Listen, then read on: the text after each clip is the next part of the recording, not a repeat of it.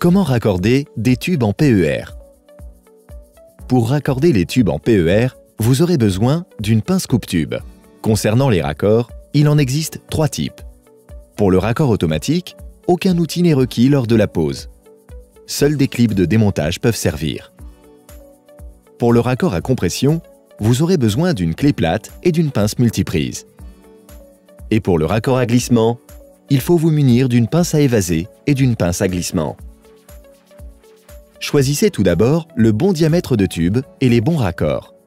Prenez des raccords automatiques sur des petits projets d'extension, des raccords à compression sur des petits ou moyens projets ou des raccords à sertir pour les grands projets. Pour commencer, il est important de couper le tube en PER bien perpendiculaire à l'aide d'une pince coupe-tube pour assurer l'étanchéité.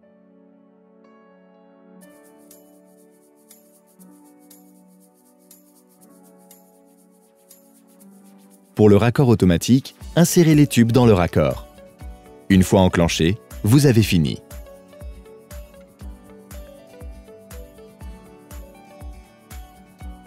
Il est possible de démonter le raccord. Pour cela, vous aurez besoin de clips de démontage.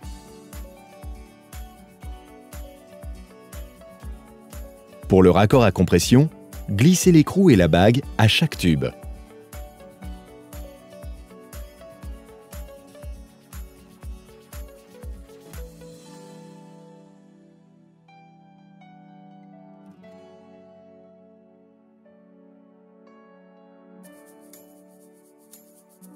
Enfoncez la tétine du raccord au maximum.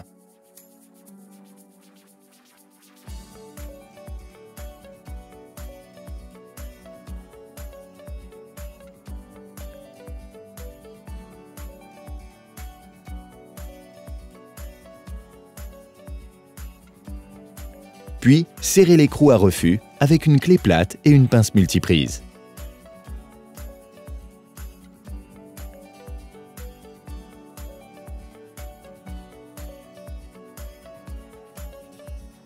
Pour finir, pour le raccord à sertir, insérez les bagues à chaque tube.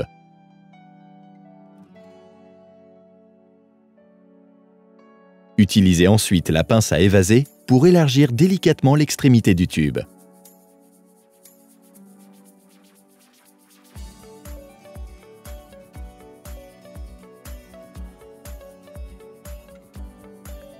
Une fois l'opération effectuée, vous pouvez introduire le raccord dans chaque extrémité.